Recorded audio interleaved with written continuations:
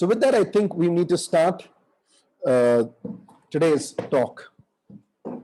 I just want to know, can you guys hear me clearly? Yes, Karan. Okay. Yes. Yes. Thank you. Thank you. We're starting this new series today. We're calling it Sustenance Through Setbacks. It's part one of several weeks. Reflecting on the life of Joseph. Now, what is interesting is that the story of Joseph in the Bible stretches in the Old Testament, the book of Genesis, from chapters 37 through chapter 50. Okay, it's about 13 to 14 chapters. Even Joseph is yet another example of how a believer lives with integrity outside of Israel in a pagan society. Who was another person that we studied about last year? It was Daniel. Like Daniel and his friends, even Joseph is exiled. He is sent against his will into a non-believing society. And towards the end, we all know how the story ends at the end of chapter 50 in Genesis. He overcomes all odds. He becomes an influential person, and God uses him to redeem his own people as a redemptive agent over there. Now, this is very important, particularly to the life of Joseph in our study today. Why? Who was Joseph's great-grandfather? Joseph is the great-grandson of the patriarch Abraham. And many chapters earlier, in Genesis chapter 12, God promised something to Abraham. He made a covenant with Abraham. He told Abraham, your descendants would be a blessing to the nations of the world. This is in Genesis 12. I'm not reading it right now. You can always read it later. Joseph's great-grandfather God told Abraham that his descendants would be a blessing to the nations of the world. Friends, 4 generations later, Abraham's great-grandson is the very first of Abraham's descendants who was going to be a blessing to a nation outside of Israel. And who was this? And how did God use Joseph? Joseph didn't enter Egypt as a prophet, as a Bible teacher, as a preacher, as a priest. That's not how God welcomed Joseph outside of Israel into the new nations. Joseph entered as a civil magistrate in a secular job, who was called to run this massive hunger relief program. There were 7 years of abundance and then 7 years of famine. And today we're going to really study of how Joseph gets into this position. Not today, actually. From this month, we're going to be studying of his own life and how he gets into this position and what he does with it. Today, what we're going to be starting is his roots, his foundations in his family, and how this family was in many ways dysfunctional, and how God eventually redeems it. I'm going to invite my good friend Ruth to read the Bible reading for today. Ruth? Yes. Genesis chapter 37 from verse 1 onwards. Jacob lived in the land where his father had stayed, the land of Canaan. This is the account of Jacob's family line. Joseph, a young man of 17, was tending the flocks with his brothers, the son of Bilhah and the son of Zilpah, his father's wives, and he brought their father a bad report about them. Now Israel loved Joseph more than any of his other sons, because he had been born to him in his old age. He made an ornate robe for him. When his brothers saw that their father loved him more than any of them, they hated him and could not speak a kind word to him. Joseph had a dream, and when he told it to his brothers, they hated him all the more. He said to them, "Listen to this dream I had. We were binding sheaves of grain out of the field when suddenly my sheaf rose and stood upright. while your sheaves gathered around mine and bowed down to it. His brother said to him, do you intend to reign over us? Will you actually rule us? And they hated him all the more because of his dream and what he had said. Then he had another dream and he told it to his brothers. Listen, he said, I had another dream, and this time the sun and moon and 11 stars were bowing down to me. When he told his father as well as his brothers, his father rebuked him and said, what is this dream you had? Will your mother and I and your brother actually come and bow down to the ground before you? This brothers, his brothers were jealous of him, but his father kept the matter in mind. Thank you, Ruth. Thank you, Ruth. Okay. Before we start, I want to say, before we begin to expose this scripture, there's something that I want us to think about. Okay. Uh, and what I'm really bringing forward for us to think about is not there in scripture. The scripture does not give us the answers. It's just something for us to. This is something that I was thinking about as I was preparing, and I remember I was on a call yesterday with Tarang in the afternoon, and we were laughing about a few things in just wondering. Think about this. Just something to think about. Don't look for the answers because it's not there in the Bible. It's just our own opinions and views. Why does Joseph go back and upset his brothers? The text clearly tells that his brothers are already angry, and he still goes on and tells them he knew they were growing in anger, and he goes back and tells them a second dream. And I was asking myself, was Joseph being this, this annoying sibling? And most of us who have siblings, brothers, this annoying sibling trying to be very superior, having this superior complex just because his father, favored him. He was his father's pet. That's what the text says. His father showed a lot of favoritism and partiality. And so Joseph was trying, was that the way, was he being like that? Or was Joseph displaying this integrity that we read of later on that he had in Egypt? Was he displaying that integrity at a very young age, many years before Egypt?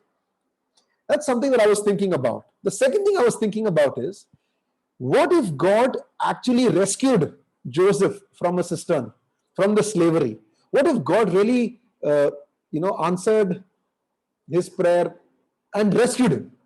I don't think the text mentions that he prayed explicitly, but so I was wondering, if God actually rescued him from that pit, from the cistern, and from slavery to Egypt, how would the messianic line continue?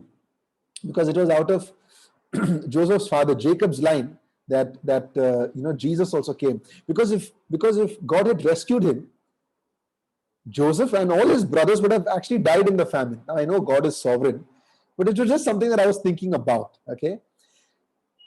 In addition to that, I want to say there are certain attitudes that we just read about, that Ruth just helped us read, that traces a certain development of why there was this increasing alienation between Joseph and his brothers. Now, in reality, we don't know if the alienation started at this time or there was an existing alienation, but scripture reveals to us for the first time that this is where things began to get, there was this alienation, increasing alienation between Joseph and his brothers. The first thing that we read about, that Ruth just helped us read, Joseph brings a bad report to his father. In verses 2, his brothers, his conduct was not good, and so Joseph brings the bad report. It seems like this report, if this Joseph's report was a lie, then the narrator would have surely commented about it. But it looks like there was truth in this report that Joseph brings to his father. Okay, and there begins the alienation. The second thing we read about is in verse 3, Joseph's father, that is Jacob, makes a richly ornamented robe for him.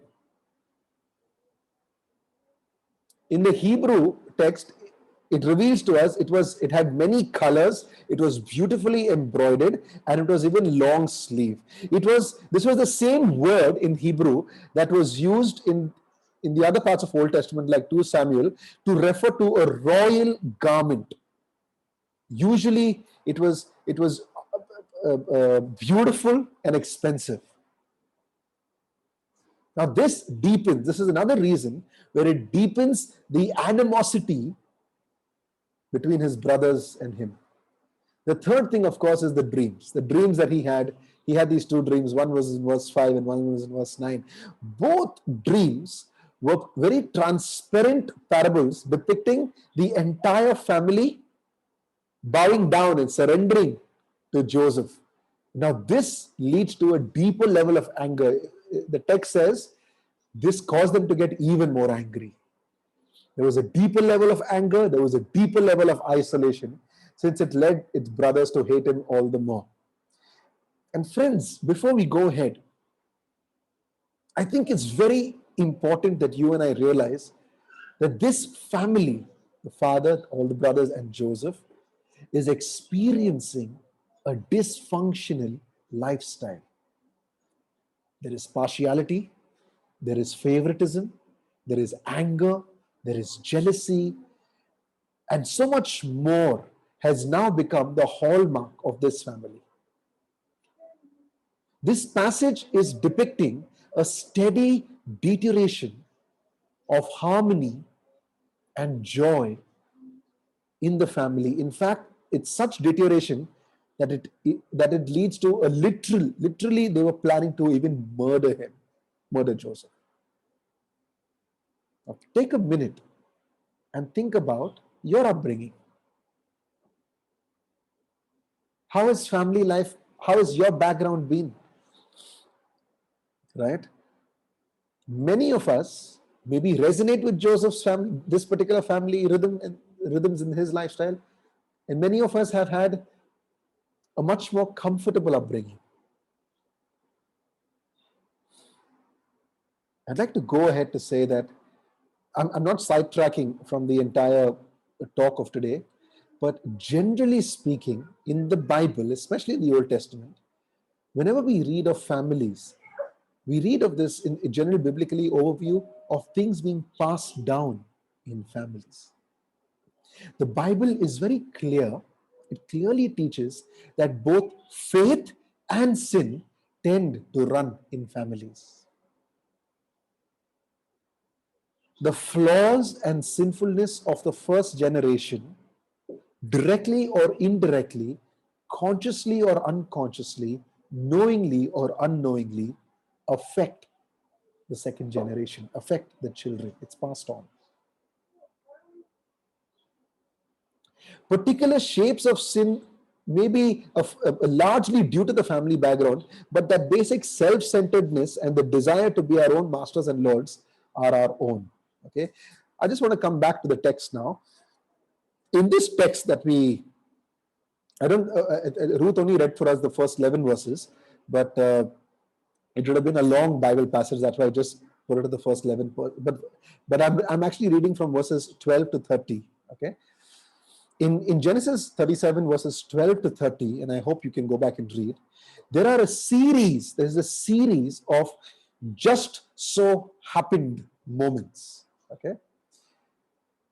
There are events and what seems like accidents that just had to happen in order for Joseph to end up as a slave in Egypt. So look at the first thing. I'm reading from verse 13. Jacob, the father, had to decide to send Joseph to see how his sons were doing because they were grazing their sheep. It just so happened that Jacob decided to send Joseph to check on his sons, or on the other sons. The second thing, in verse 12, we realize Jacob the father believed that his sons were actually grazing in a place called Shechem. In reality, they were not grazing in Shechem, they were grazing in a place called Dothan, in verse 17. If Jacob the father knew that they were in Dothan, then probably he would not have sent Joseph. It was very less populated. He already knew that there was it's his favorite son. But Jacob had to believe that his sons were in a place called Shechem. Thirdly, when Joseph actually came to Shechem, in verse 15, it so happened that he accidentally runs into a stranger. And this stranger, it so happened that this stranger was friendly enough to even initiate a conversation. Fourthly, we see that this stranger not only initiated a conversation, but in verse 17, he actually he actually knew where his brothers were because he overheard a conversation. It just so happened. It just so happened that he overheard the conversation of where his brothers were, and he happened to and that's what. Fifthly, remember, all of these are just so happened moments that actually led Joseph to becoming a slave in Egypt. Fifthly, his brothers were in such a remote area, it was not populated. And so they could actually plan to get away with disposing of Joseph's body. The lack of people, the lack of population in that area called Dothan allowed the shepherds to let their flocks roam around the hill. But it also meant that no one could see what they were doing. It also meant that a possibility of this animal attack in this region was very plausible. Sixthly, and this is for me the most interesting, it so happened that Reuben had to be present, yet he had to be absent at the right time. Reuben in the text, verses 26 to 28, 29 onwards, I'm not going to read the entire text, you should read it, but this is the most interesting for me. Reuben alone had kept them from killing Joseph because the others wanted to kill Joseph once he fell into their hands. Yet, it is only because in verse 29, when Reuben was away, that Judah and the other brothers decided to sell Joseph into slavery. What does this teach us? What does this teach us? It teaches us that these six or seven coincidences or accidents that all just so happened, in reality, were not accidents. So if any one of these 6 points that I just mentioned, or all of these 6 points that I mentioned, that the scripture talks about, if one or none of these never happened, then it was possible that Joseph would have never been delivered into his brother's hands, or Joseph would have been killed. But if Joseph had either been killed, or if Joseph had been saved and come back to his family, if Joseph was actually killed, or if Joseph was saved and come back to his family, then every member of his family, including Joseph, would have physically died in the famine many years later on. Again, I want to say, I know God is sovereign and the events could have just turned out a different way. But the lesson that you and I need to understand in this text is none of these things that happened were accidents. None of these things, in none of these situations, God was absent. God was present at every point. God was working even in the smallest details of Joseph's, of Jacob's, and his brothers' lives, daily lives and schedules. It shows us that nothing will happen without God's will. And I'd like to just put the spotlight into our own hearts for a while now, for a minute. What does this teach us about how we face our own difficulties? Firstly, we must never assume that we know enough to mistreat God's ways. His ways are higher. We must never assume that we have the right to be bitter against what God is allowing. If God, and this is just my opinion, scripture does not reveal it explicitly, this is just my view, if God actually rescued Joseph or allowed Joseph to die, thousands of people would have died in the famine years later on. The whole family would have not experienced a spiritual transformation. Remember, I started off by telling you that this family was dysfunctional. Jacob was struggling with favoritism and partiality. Just imagine Joseph would have grown up as a spoiled person, as a spoiled child, just because he was shown a lot of favoritism. His brothers were suffering with jealousy, his brothers were suffering with anger and bitterness, they would have all just died without spiritually being transformed in their hearts. Friends, I am convinced that if bad things are happening to you and me, and it seems that God is not answering our requests, we don't need to assume that we have the right to be mad at God. Secondly, we must never think that we've really our lives are blown away. It's all over. It's all done. Nothing good can come from our lives. We must never think that God's purposes are ruined. We must never conclude. Look at the text. Later on we read, not in chapter 37, but later on we read that the brothers surely felt guilty. They surely felt bad about all that they did. The brothers must have felt that they had permanently ruined their father's life, their family overall's reputation, probably even their standing with God. But God worked through it.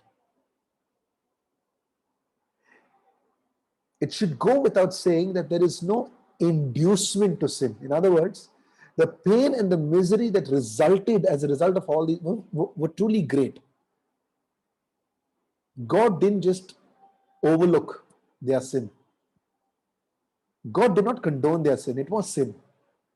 But instead we read God not only did that, he in fact used it redemptively. He used it redemptively. You cannot destroy, none of us, the brothers could not, Joseph could not, Jacob could not, and none of us can.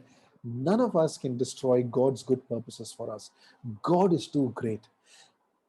God is able to weave all our shortcomings, all our limitations, and even our sins into a fabric that can really eventually become something beautiful and valuable later on in life. There's another interesting thing that I'd like to speak about. We read about in chapter 37, verses 31 to 36, about a goat. You're probably wondering why I'm talking about a goat. There's a deception that's happening in this story through a goat. I want to take you back to Genesis 27. You don't need to read it, but right now. But there's a story where Jacob, that is Joseph's father, Jacob, when he was a younger man, he deceives his father Isaac into thinking that he was Esau. And how does he do it? He does this by taking goats. He has his mother prepare goat's meat for his father, just the way Esau cooked it for Isaac. And then he puts goat skin on his arms, so that when his blind father feels him and touches him, he thinks it's Esau and not Jacob. The key here is that Jacob, when he was a younger man, was embittered by Isaac's favoritism towards Esau. Esau favored Isaac. Jacob is embittered by it, and he is deceiving his own father. Now Jacob, the father, is being deceived by his own sons, who are embittered because of favoritism. Jacob is showing favoritism to Joseph, and his other sons are embittered by it. I don't know if you're able to realize. It's very subtle, but there is a pattern over here. I don't want to over spiritualize this, but there is a pattern. You cannot simply deny it. You can't deny it, okay? What does this teach us? It teaches us that this pattern, now in reality, Jacob's father, who's Isaac's father, Abraham, also favored Isaac and not Ishmael.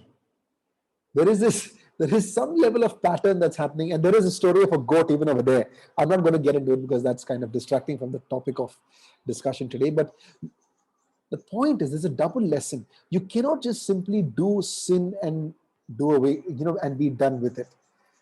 In Genesis, actually in a number of verses in the Old and New Testament, there's something that's spoken about this pattern of sin. In Genesis, it says, God tells, your sins lie in wait to destroy you. That's the nature of sin. In the book of Numbers, God says, your sins will hunt you and find you. Many, many years later on in the first century, Paul writes to the church in Galatians, your sins are seeds that are sown to bear poison fruit, which you will have to eat. In James, it says, your sins give birth to brokenness in your life. Friends, the basic principle is sin always comes back. Okay? Think of what did the brothers, when the brothers did all of this, what were they hoping for?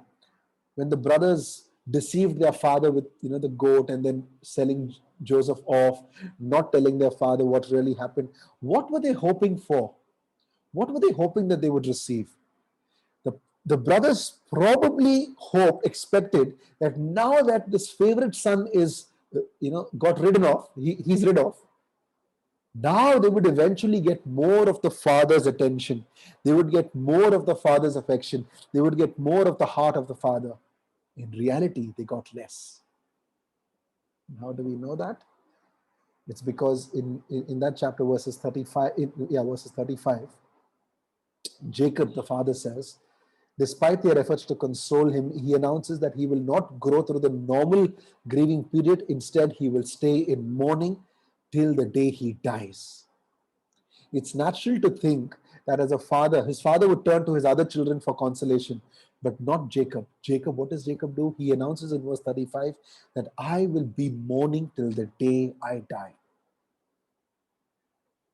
It's an important lesson for us even today.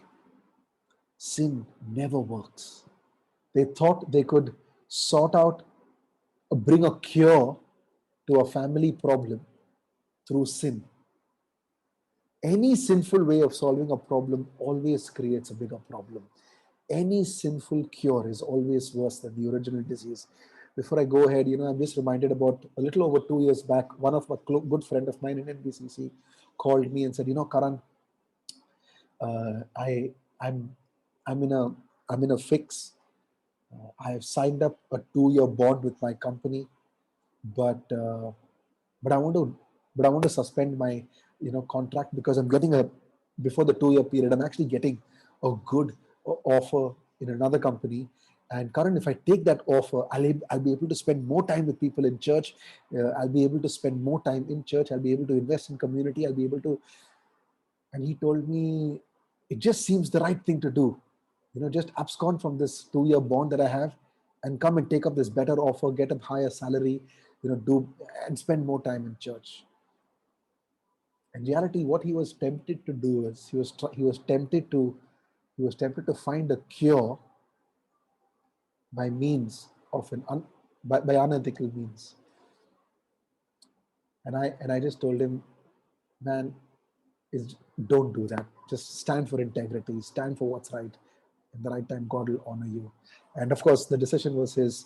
And I'm just glad to my heart, this man stood for integrity. In the face of temptation, he stood for integrity. He stood for what's right.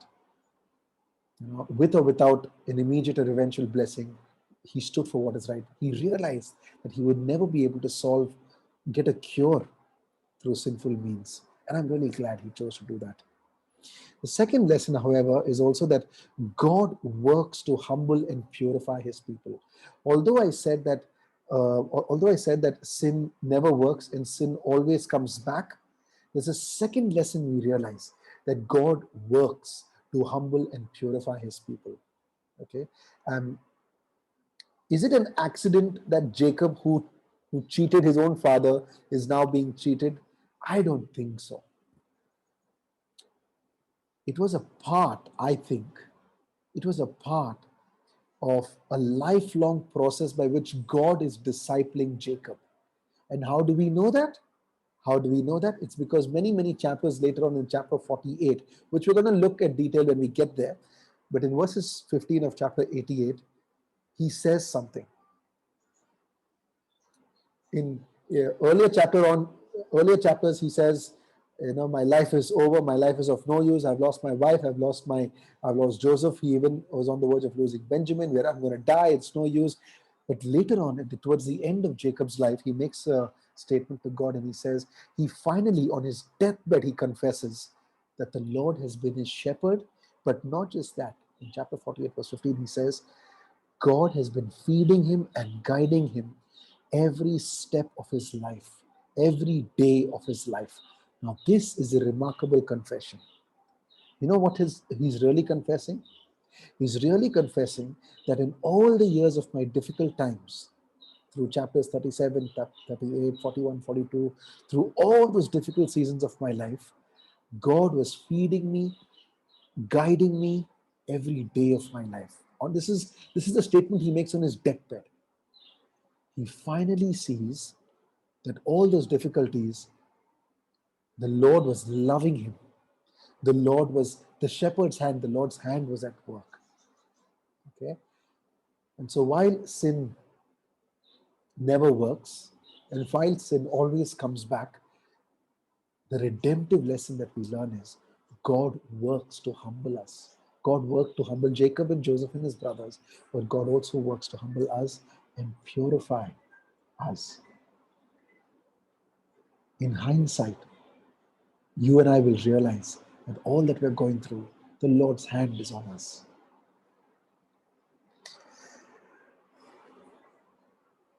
In Genesis, again, towards the end of the reason I'm talking about the end of Genesis chapter in the first session is just to give us an overview. This dreams that Joseph gets, in fact, illuminates the family history. We'll be able to answer it in detail later on when we get there in a few weeks. But you and I know how the story ends. And you and I know that these matters are clear. Just as the dreams depict, God eventually lifts Joseph up to a place of prominence and leads everyone, literally everyone, to bow down to Joseph. But the way God does it was different. He literally saved each of their lives in a famine. He humbled Joseph. Joseph had the right to not forgive and have vengeance and anger against his brothers for the injustice, but God humbles Joseph from being the awful person that he could have been. He liberates Jacob as we read the prayer. He realized that God was in all of it. In fact, if you also realize, God brings his brothers eventually to offer their lives just to save one another. I want to begin to wrap up today's talk. And I want to say this, as we embark on this journey of learning more of Joseph's life and learning more of the gospel, really, you realize that Joseph was rejected by his own. At Dothan, at the well, at the cistern, Joseph was sold for silver coins. Joseph is banished from community so that he will be, later on we realize, only because he will be able to save this community through his abandonment. In the book of Acts, we see that Stephen speaks at length about Joseph as a part of his thesis on the prophets, and he says that God always does his work through rejection and suffering. On numerous occasions in the book of Judges also we see this is how God chooses unlikely people who were weak in the world's eyes to deliver the people of God, to deliver the people of Israel. Again and again, God is showing us that the way he accomplishes redemption, deliverance, and salvation was not through power, not through might, not through strength. In fact, it was through weakness. It was through abandonment. It was through a series of injustices. In Joseph, we see someone greater. We see a greater Joseph. You know who we see? Many, many years later on, we see Jesus, who ultimately triumphs, not through power and might, but through defeat and suffering and rejection. Ultimately, Jesus wins by losing his life. Ultimately, Jesus comes down in order to rise up. Friends, as you and I embark on this journey of learning the gospel, of reading the book of Genesis through the lens of the gospel, may you and I never, never forget that the only way we only get God's power in our life through weakness and through repentance. So often, the grace of God flows more through our difficulties than through our triumphs. Let's pray as we close. Lord Jesus, we want to thank you for your word that allows us to see the gospel so many centuries later on. We want to thank you that your word continues to be relevant to each of our lives. We want to thank you, Lord God, that stitched and embedded in the stories of Jacob, Joseph, and his brothers are also our stories. And we celebrate towards the end of that chapter of how eventually you redeem this dysfunctional family. You allow Jacob to confess on his deathbed that all his difficulties were a part of your loving hand in his life. You allow Joseph not to show vengeance on his brothers. In fact, you humble Joseph to show grace, even though he could have been vengeful. You even change and transform the hearts of the brothers. These brothers whose heart was once in jealousy and bitterness are now willing to sacrifice each other's life just to save the family. And Lord, I pray that we would understand this morning that that's the same God at work in our lives as well. Change us and transform us, point us to Jesus, Holy Spirit. In your name we pray. Amen.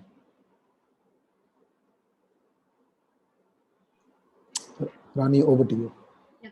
Thank you, Karan.